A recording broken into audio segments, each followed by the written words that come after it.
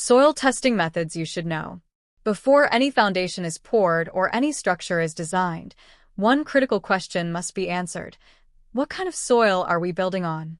The strength, stability, and long-term performance of any construction project depend heavily on the properties of the soil beneath it.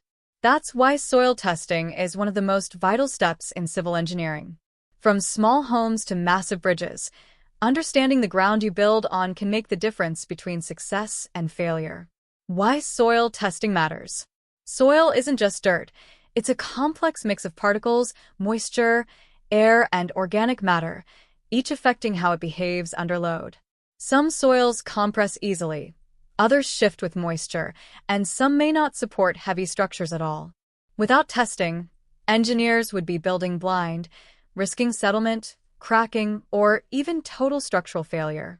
Soil testing provides the data needed to choose the right foundation type, estimate load-bearing capacity, and anticipate potential problems like liquefaction or swelling. Standard Penetration Test (SPT). The Standard Penetration Test is one of the most commonly used field tests in geotechnical engineering. A hollow tube is driven into the soil using a hammer of known weight and height. The number of blows required to drive the tube a certain distance gives a measure of the soil's resistance, or N value. This value helps estimate soil strength, density, and consistency. SPT is especially useful in granular soils like sand and gravel, and it plays a crucial role in foundation design and liquefaction analysis. Cone Penetration Test (CPT).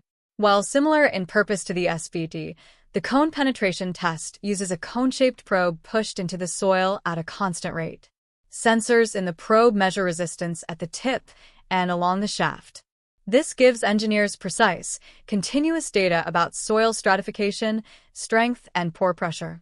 CPT is faster, more repeatable, and provides better resolution than SPT, making it ideal for detailed subsurface profiling, especially in soft, cohesive soils like clay. Soil classification tests. In the lab, soil samples undergo classification tests to determine their basic properties.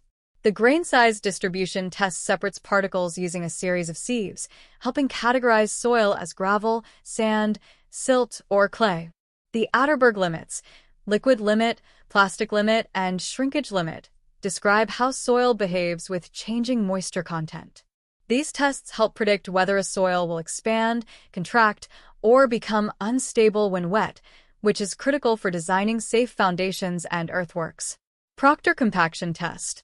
The Proctor Compaction Test determines the optimal moisture content at which a soil type will achieve its maximum dry density.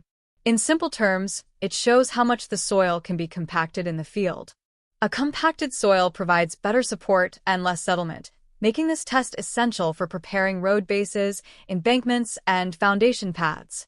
There are two versions, Standard Proctor and Modified Proctor, each using different energy levels to simulate field conditions.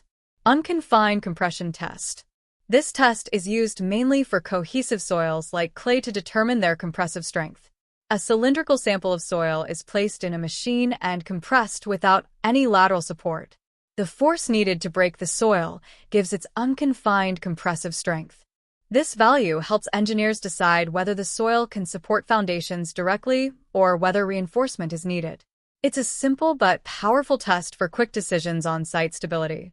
Triaxial Shear Test. The triaxial test is a more advanced lab test that simulates real-world stress conditions.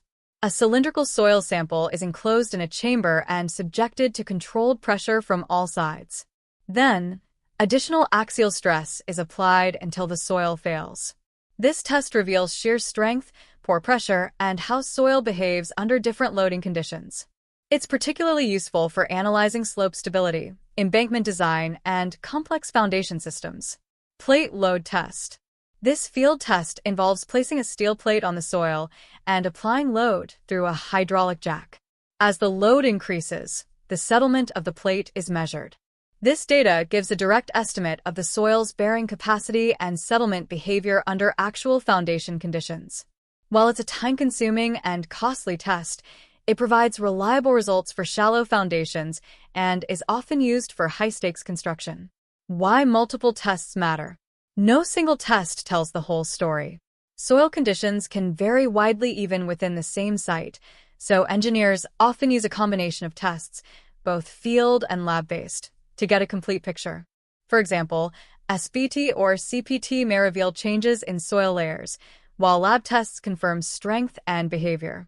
Together, they inform decisions about excavation depth, foundation type, and construction methods, minimizing the risk of future failure. Final thoughts. Soil testing may happen before the first brick is laid, but its impact lasts for decades. It ensures safety, cost efficiency, and sustainability in every type of construction. Whether you're a student, a site engineer, or simply curious about what lies beneath, understanding these soil testing methods is foundational to understanding how we build the modern world. Thanks for learning with Blueprint to Reality. If this breakdown gave you a solid foundation in soil testing, don't forget to like, share, and subscribe for more structural and geotechnical deep dives. Keep exploring and keep building smart.